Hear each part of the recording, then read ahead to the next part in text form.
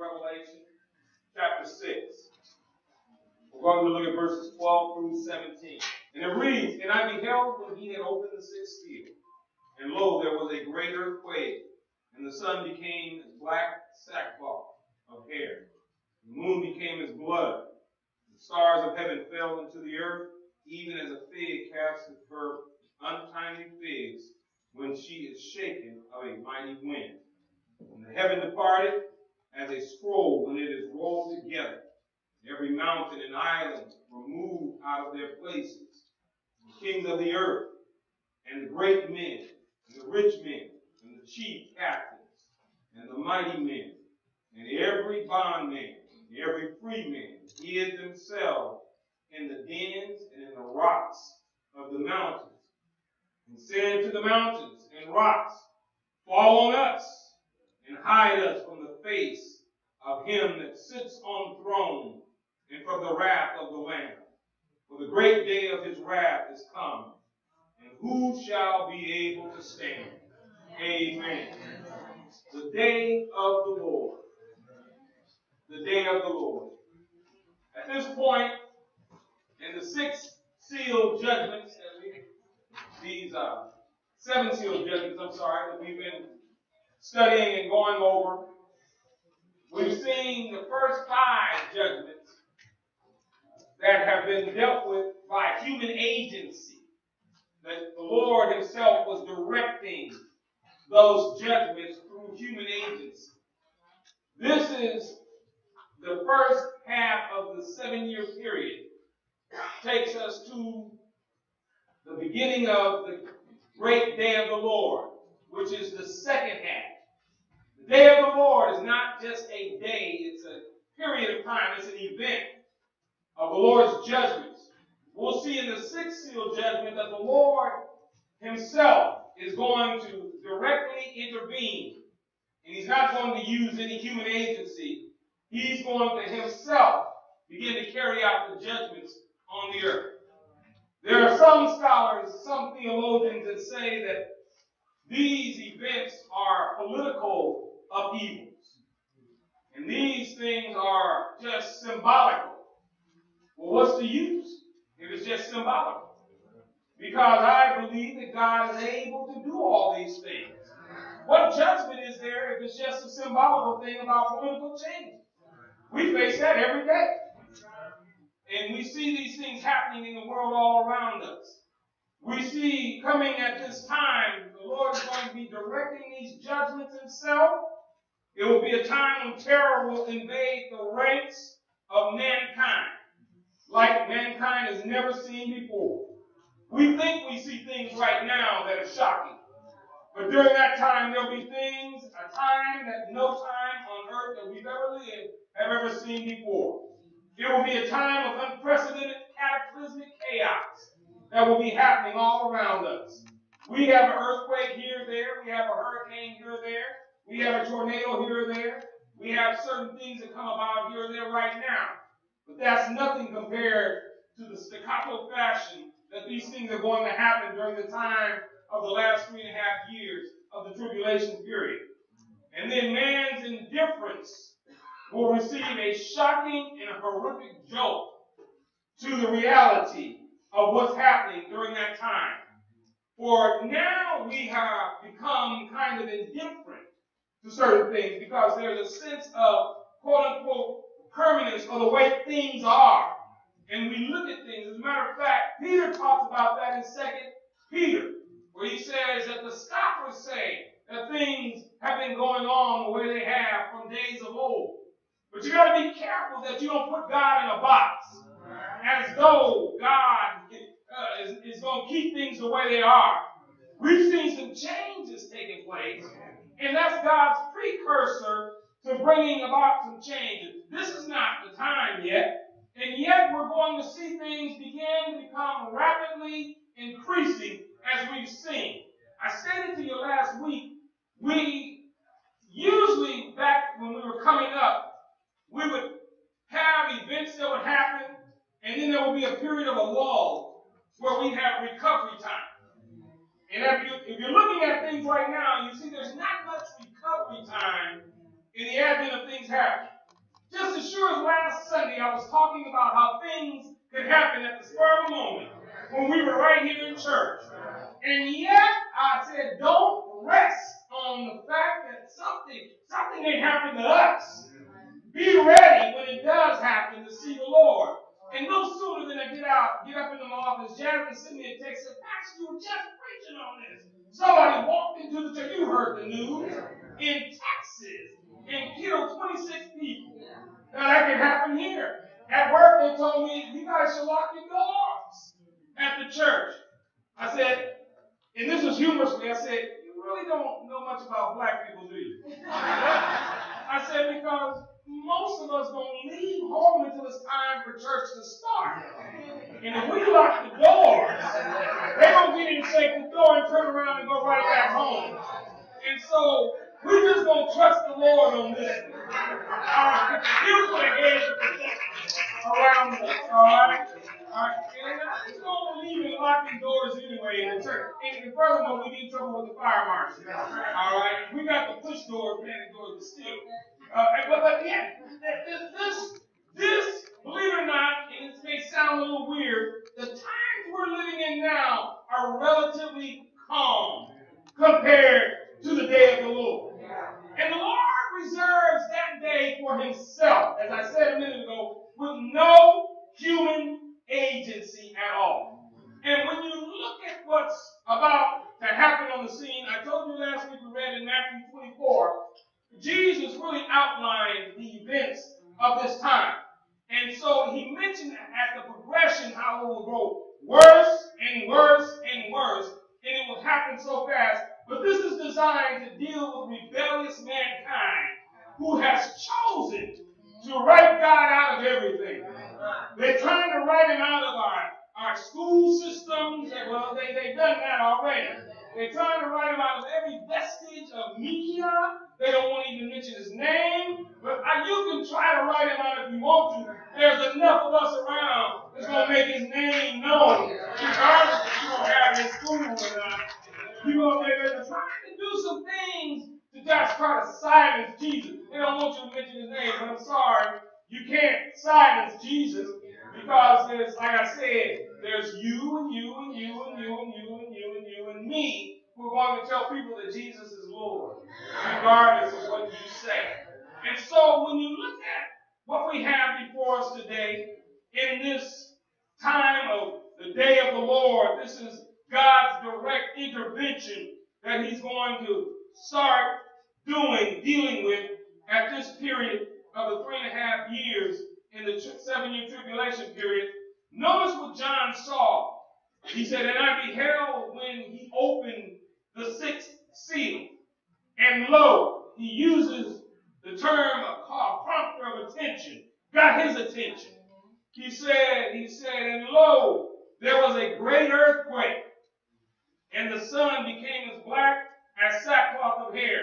And the moon became as blood, and the stars of heaven fell into the earth, even as a fig tree casts her fruit, her untimely figs, when she is shaken of a mighty wind. And the heaven departed as a scroll when it is rolled together, and every mountain and island were moved out of their places. Look at that.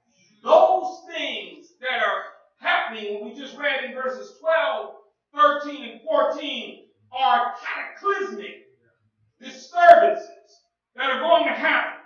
Matter of fact, when we look at verse 12, when he saw a great earthquake, he said, and I beheld, he said, and lo, the 6th seal was open, and lo, there was a great earthquake. He put great in front of it because it deals with the intensity of it. As a matter of fact, this earthquake is not just localized to earth. It's a cosmic shaking that's going to take place. And in the cosmic shaking is going to shake really the universe is what's going to happen. It's going to shake. We go through some earthquakes. You have people talk about they moving from California because it's earthquakes. But then they're moving to someplace where there's tornadoes every summer and tear up houses and all that stuff. I'll take a little shaking any day. But that, in this situation, we've seen in our world today that places where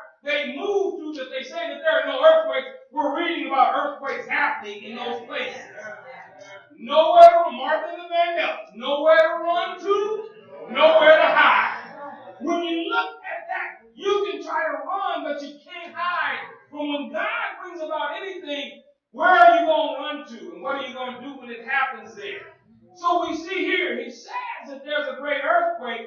There are 6 disturbances that take place during this period that goes towards the end. This is the beginning of the Great Tribulation, and it goes toward the end. Now, some people have tried to say that this is the same earthquake as in chapter 16 of Revelation.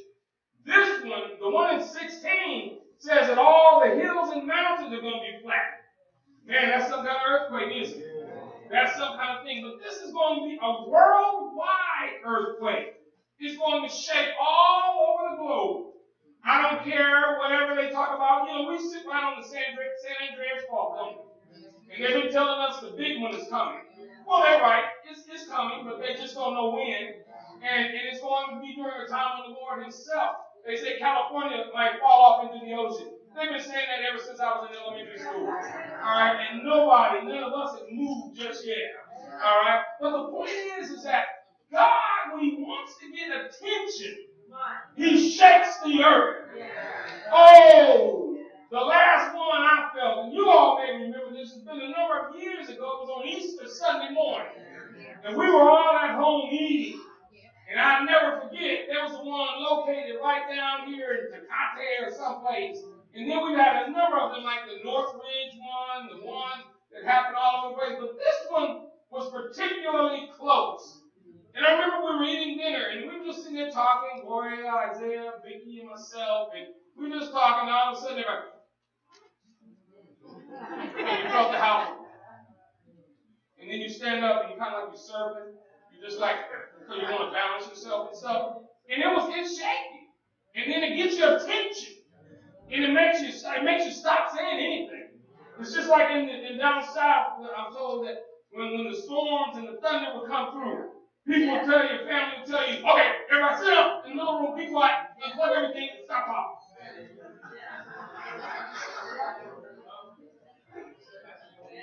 But is talking going to make lightning strike you? What? I don't get it. I can see him plugging stuff, but stop talking? As if God's going to divert the bolt someplace else? But the bottom line is this, is that it gets your attention. And the sad thing about during that time, they're going to be so callous at that time, is that it's not going to drive many to repentance. We see what happens in verse 15. And yet God says that if you're going to ignore what I'm sending you, you're in a bad fix at that point. So notice this. The first thing that John noticed was a great earthquake.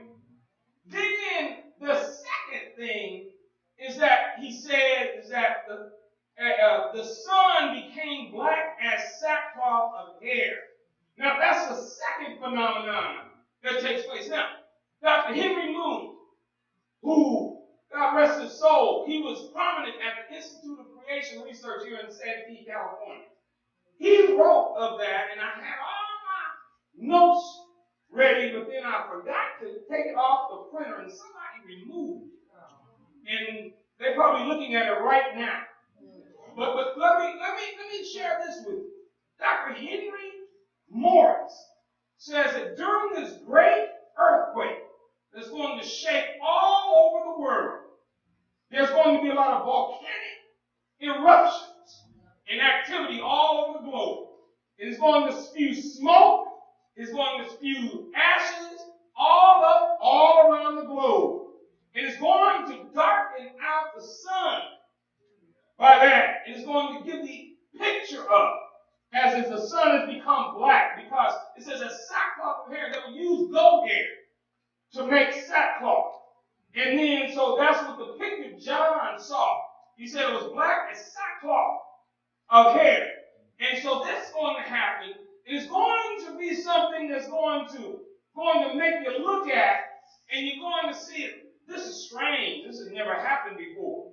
And yet the callousness of the individuals during that time is going to be, okay, we've had earthquakes before, but you never had one like that. And you never saw that happen. And then the next thing said, I saw as the moon became as blood. And that's connected to the volcanic eruptions that are going to take place. And it's going to make the moon at night appear to be blood red. And blood red is representative of death. And when you look at that and you see that people on the earth are going to be noticing these things. And they're going to say, wow, these are some crazy phenomena that are happening in the world today. But then again, right there, that's not all.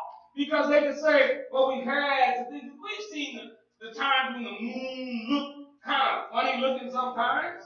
And yes, they might be thinking it's just something that's, it happens. And then they still have, keep in mind, you still have the, who you call the Antichrist, the world ruler, that will be still saying there's nothing wrong, everything's all right, we're going to get this situation settled. Now, let me share something with you again.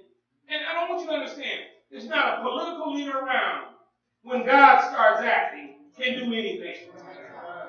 The only thing politics can do is throw money at something. And we see they don't even throw the money at it because it goes somewhere else. You hear me?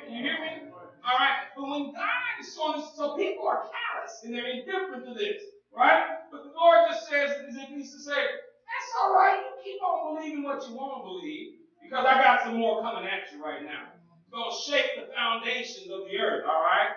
And then He goes on and He says right here in verse 13, and the stars of heaven fell into the earth, even as a fig tree casts her untimely figs when it is shaken of a mighty wind.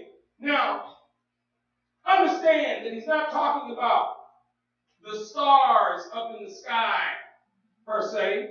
He's talking about meteor showers and asteroids and those things that are going to come down and pummel the earth. At that point, that is going to really shake up some individuals. Because now this thing begins to change the scope of things. Volcanoes we can understand. I don't know, I know that they've had cases where there have been meteors that have come and hit the earth, but it says that they're going to come and pummel, they're going to fall as a tree that has figs and hit all over the earth. That's going to shake some people up. Because not only is it going to hit some place, it's going to fall on some people. It's going to crush some houses. It's going to knock some stuff down. And right there, God says, I can make the meteors hit the earth. I kept them in the air. He's keeping them in the air right now. But when He says drop, there's not a meteor around that's going to stay up in the sky. Just like when the Lord says certain things to us, there's nothing we can do to keep it from happening, is it? All right? And so what we're seeing right here, this is one of the most horrific times that ever happened. Now keep in mind, the people on the earth at that point had gone through, first of all, the first seal judgment, which was calm, which was not a problem, it was false peace. Then the second seal judgment was war, which brought about death. Then the third seal judgment was famine, which also brought about great disease. And then the fourth seal judgment was that of death from the disease and all of that stuff, and from the hunger and everything that they. So they were dealing and endured all of that during this period of time, and they endured it. And then all of a sudden we saw in the fifth seal judgment the death of the saints during the tribulation period. And here they were under the altar, and they asked God a question, and we studied last week. How long, O Lord, when are you going to avenge our blood? And the Lord said, you just rest a little while. You rest there until those, your brethren, are going to accomplish and fulfill the same thing that happened to you. In other words, God has a great harvest that He's bringing about during the tribulation period, all right? And so we see those that have endured that, again, you can see how they would be indifferent to certain things, but then when it gets to having meteor showers, asteroids hit the earth, then you really see some things beginning to happen. Now, number 6, verse 14 says, and the heaven departed. Now, this is where it gets real. It was real the other places, but it gets real scary here. Because imagine being on the earth. You looking up at the sky as it is in broad daylight, and it separates.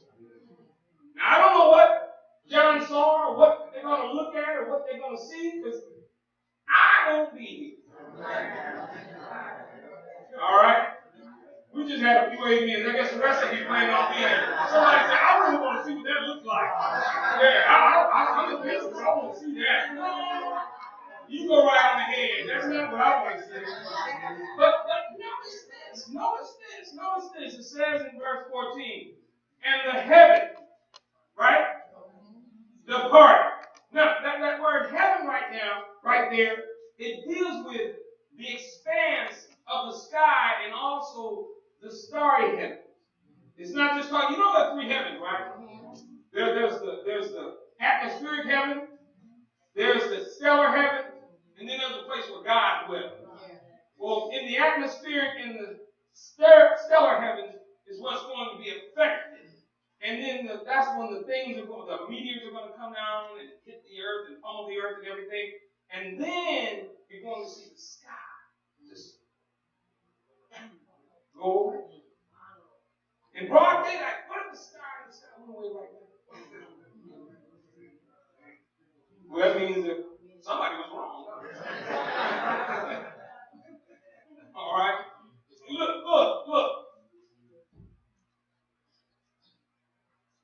And here's what really will shake everybody. And every mountain and island were moved out of their places. Now, there are some things we look at as a picture of permanence, don't we? Every time I was coming home yesterday and I was driving down the skyline, in kind of like it wasn't quite dark yet, and I was looking east on skyline, you can see Mount San Miguel. Ever since I've lived on skyline, I've seen Mount San Miguel. All right, could you imagine driving and not seeing Mount San Miguel? That it was moved? Could you imagine Mount Everest, 29,000 and something, being moved? Could you imagine Hawaiian Islands out there in the middle of the Pacific or down near Antarctica or something like that's taking place? That's going to freak people out and blow their minds. Because you got to understand, God created the earth and God can move it around. God can shape the earth. See, that's why I don't buy that this is all symbolic. I believe if God wanted to make his point, he can make his point. I'm just foolish enough to believe that. I know he's made some points to me before in my life. And I knew it was nobody. Okay, I got you. You don't have to worry about that anymore. You don't have to worry about me doing that anymore. Have you ever had any of them moments? Oh yeah, some people still haven't gotten it yet. You keep on. I'm trying to. You don't have to tell me too many times. But yet, this happens, and every mountain and island were moved out of their place. That, what John saw, got some people's attention. In verse 15. All right? Verse 15 says, now we're getting into the prominent folks. We're getting into the somebodies. We're getting into the people who have something. But he don't leave out everybody, because at the bottom it talks about the free men and the slaves. All right? It talks about that. But when you look at this, look at who he calls off. He calls off the names of the kings of the earth. Those are the political leaders. All right? Those are the ones who are telling everybody, don't worry. We're going to get this thing straight. That's what you think. You're not going to get anything straight because the Lord is ushering in all of this stuff. And then he says you have there the great, from the kings of the earth, and then the great men. And the great men represents those of high rank and particularly of great importance in government. All right? That's what they're talking about. Those who have high rank, people who, you can't talk to them or whatever like that. They actually call, I'm going to say this, I'm going to get in trouble. There's some pastors like that. You try to call them, and then, no, you got to talk to somebody first when you talk to them. I really don't need to talk to you then, if that's the case. And then they got people gather around them at the end of the service. I'm like, nobody after you. It's so important. You got to have an entourage around you walking out like you somebody. Like a boxer coming into the ring or something like that. You overestimate the value of your word. When you do that, now granted, there's some out there, but still, come on now. But I'm glad somebody agreed with me. But when you look at this, in these great men, these are people in their own mind. Keep in mind, we deal with things, if you make investments. Anybody in here make investments? You know, when you make investments, you deal with what is called securities, right? Right. You deal with things, and I look at my portfolio and stuff, and I look at things, and it's for delayed gratification is what it is. And I look at that, but it's really, how secure is it? Because once the economy, remember 2008? Yeah, took a big hit. Wasn't too much security there, was it? But when you look at that and you use your prestige, you use your wealth, you use your power, whatever it is to try to keep it together like nothing is going to happen to me, I got news for you. God has a way of making all that go away. Because when the earth starts shaking, trust me, you're not thinking about how much my portfolio is earning. You're thinking, am I going to live or die? And so the great men, and then you have the rich men. That's what I was just talking about. The wealthy who control commerce and banking. Those who will be around at that time, who will be controlling things on earth economically. You've heard of the G20 summit, haven't you? When the world leaders get together to map out. They just had a meeting, right? And they try to map out the economic future of the world to keep things going. Now, I learned something this week. You guys know in the book of Daniel, it talks about the revival of the Roman Empire. All right? And it talks about the 10 horns. All right? You guys heard about that? The 10 horns are those that coming together again of the Roman Empire. You have the little horn, who's the Antichrist, and then you have the 10 horns all around. And yet, you know that it's called the European Union. Is alive and well in what's happening around us right now. When they talk about the European Union, I said, oh, we better watch out now. And things are converging really quick. And they're trying to figure it out, and the European Union is still kind of with Britain going out and all that, still kind of up in the air about things, but trust me, that can get fixed in a heartbeat. Don't fool yourself and think, well, I got time now, Britain's out. No, it don't really matter if Britain's out, because things are going to converge the way they are. So the rich men are those also that are hiding. Then you have the chief captains, that's the military leaders. You know, we like to pride ourselves on our military might. Trust me. Anybody remember Joshua after the Battle of Jericho? You remember when Joshua didn't even pray and ask God after the great victory in Jericho, when they didn't even have to fire an arrow? And yet, when God told the people, don't take of the accursed thing, and there's always somebody who's not going to listen. And Achan took of the accursed thing, thought he was hiding it from God and from everybody else, took it to his tent, dug a hole, buried it. Joshua didn't seek God first, and they went to bed and said, don't worry, we can overtake it. He even left some folks back home. Went out there, and the Lord said, since you didn't want to think about it and call on me, Israel got their behinds whooped. And yet, they had a more powerful military than Ai. So God is able. It don't matter what type of military power you have. God can cripple you in the process. Put not your trust in horses, as the Bible says. And that's military stuff. Don't put your trust in anything but God himself, all right? And then he talks about not only that, the mighty, those who wield great influence. Those who are, I hate to say it, the Warren Buffetts of the world. Bill Gates of the world. We might get cut off on Facebook.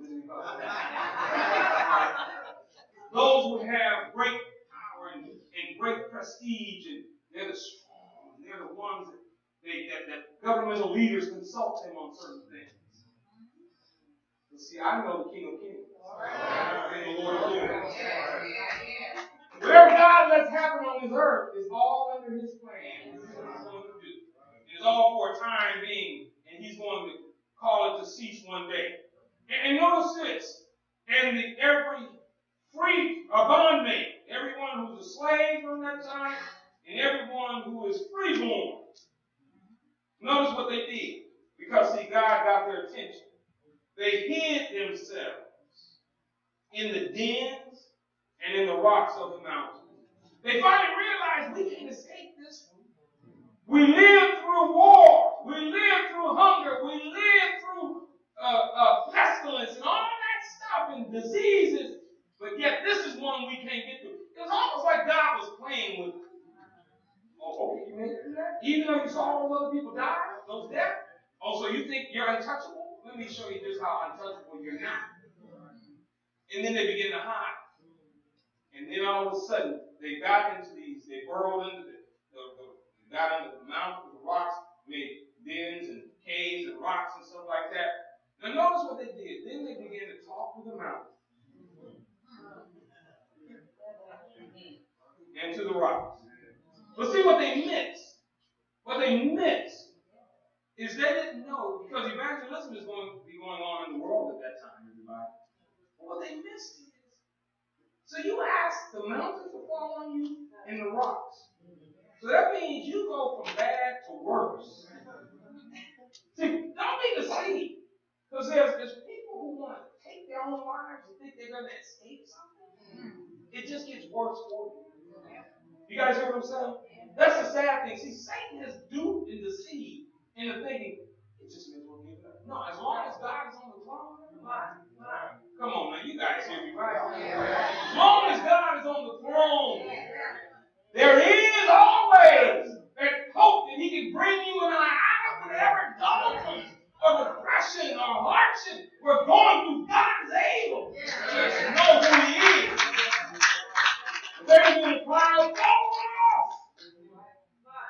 That's how devastating, how enormous these times are going to be. They're going to be so scared and so treacherous. And here's what they say. They finally realize that Antichrist ain't all he's put up to be, because they said, hide us from the face of him that sits on the throne and from the wrath of the Lamb. They finally saw that this is divine dealings with mankind. This is God saying, I'm taking back what's mine. I'm going to be the one to deal with the situation. And guess what? You know you've been dealt with when God deals with you. Understand it. Sometimes we don't see that even the things we call natural disasters now are literally from the hand of God. The earth won't shake unless God says shake. You guys know that, right? Yeah. Hurricane Harvey, Irma, Jose, Mary, I think one of the names was, they wouldn't blow unless God said blow. No matter what we try to do to change it, it's not global warming. Let's get that in our heads. It's God doing his business. You guys got me on that? Come on now. Come on now. When God says let it be, is it? That's what it is. So they finally said, hide us. That's the scary thing. Because you remember in Scripture, you remember when there were individuals like Isaiah who came and understood and he knew that when he saw the Lord high and lifted up and his train filled the temple and he saw the angels crying back and forth, holy, holy, holy. Notice what he said after that? He said, woe is me, for I am undone. When you come into the presence of God, you see his holiness and you see how unholy we are. And it brings about a reaction to us, right?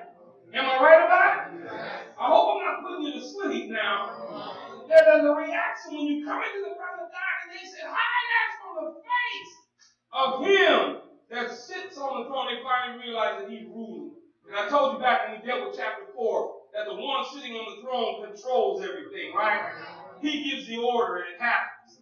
The angels don't move until he said. In the book of Matthew it says that the angels are in front of him every day. They wait for him to give the charge to go. And they go. And they carry out what he says. God's in control of everything. Come on now. I know we hear that a lot. We talk about that on Wednesday night, Wednesday afternoon, Wednesday night. I know we hear so many things so much, we get kind of numb to it, and we just get kind of like, oh yeah, I know that's the thing that Christians say, that's the thing that they talk about, that's the thing in church. Yeah, we know God's in control of everything, but yet when you know God's in control, it brings about a change to it. It changes our way of thinking. It changes our way of acting. And then here's the thing. Here's the thing that as I close out, it says for the great day. That's the day of the Lord, right? The great day of his wrath is come. It has now started. Boom. That's what it says right there during that time. Then it asks the question, who shall be able to withstand and escape the wrath of God? You know that's a rhetorical question, right? You can say, nobody. A few years ago when Jim Harbaugh was coaching the San Francisco 49ers, he came up with a slogan. He would say, who's got it better than us? And then they would say, nobody. Well, you can ask the question, who shall be able to stand? Nobody's going to withstand when God does. He is in ultimate control. Now, let me give you this before we go. Lord, go to the next one. You notice this chapter ends at the sixth seal judgment. Encompassed in this judgment is chapter 7 also. There's a period of time when the Lord is going to hold up anything that happens until he seals his servants, 144,000. All right? And then, if you notice, when we finally get to the seventh seal judgment, the seventh seal judgment contains the trumpet judgment and the bowl judgment. Okay? That's at every end of every seventh trumpet will be the next seventh judgment, and the last one will be the consummate of the age. That time. All right? So when you look at that, God has mapped out in this brief period of time the things that are going to happen so rapidly. It's going to happen. Boom, boom, boom, boom, boom, boom, boom. Just at the moment, somebody may think that it's calming down, it's going to be all right, because that's what we think. I should be loving this storm. How appropriate was that song firsthand? And I didn't even talk to her. He didn't know what I was going to preach. And yet that song about the storm being over, for us, the storm is over as a believer. All right? Even though we go through storms, it's over. But yet, during that time, they're going to think that, okay, and like we come through a storm, we come through something, and you know, they talk about American people coming together, helping out down in Houston and wherever else that the storms happen, the hurricanes. But yet, there won't be time for that. Because everybody's going to be scrambling, trying to figure out what's happening. And the Lord is like what Job was facing when everybody was coming, the messenger was coming back to Job. While he was yet speaking, here's what else happened. And then here comes another messenger. And while he was yet speaking, that's what it's going to be. Your head is going to be swimming. Lord, what next can happen? You ever ask that question? How bad can it get now? Can it get any worse? The moment you ask that question, the Lord says, just so you know I'm God, let me show you. And how I can take care of you in the midst of how bad it gets. Let me show you. That's for the believers. Trust me, God knows how to take care of you and I in the midst of it. He's done it. You've been around this long, haven't you? I did 3 services this past Wednesday. And this year I've done so many homegoings and funerals. And I was talking on Friday about how when you're younger, you guys know how it is. You don't even think about time. You just go through life, want your birthday to come, because you want to get what you got coming to you and all that stuff. And then all of a sudden, you look back on it, and here you are at the age you are now. And you say, where did the time go? All of that stuff is happening. And in the midst of all that, when you get to where you are now, I know you got a couple, but I know there's some people 40 and above. And the people who got to 40 feel that life is over now. You just begun to live. Have I got a witness? You just begun to live. Because you begin to see things better now. It's not all about you anymore. You hold the key to life. Everybody else is dumb but you think, prior to that. And yet you didn't know you were the dumbest one in the room.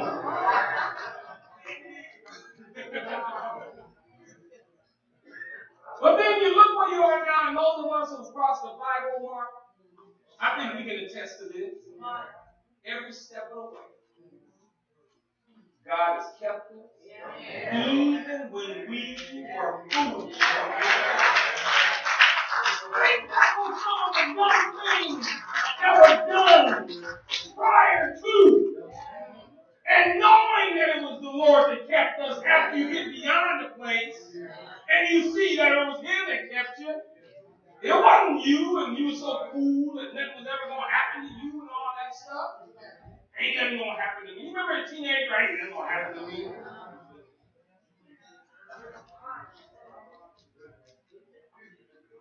We just couldn't voice it. But we sure thought, I'm so glad put me here on this earth to show them the way. And then you begin to reach a certain age. Now I wish they were here so I could ask them, how do you do this? How do you do that? A word to the wise, young people. Don't dare discredit the wisdom of your parents. They know more than you think they know. You're able to help you. So just listen to them. All right, just listen to them. All right? That bothers me when you're trying to show. I know what you do. Okay, yeah. Mr. and Mrs. Know-it-all. You know much of nothing. Are you buying your own toothpaste yet? If not, you don't know it all. Because you would know how to make money to get your own toothpaste. So if your parents decided to hide it from you, you in big trouble. Because nobody wants to talk to you then. Call you halitosis breath. Come sit in church. The world. There's body over in here. And it's your breath. Okay?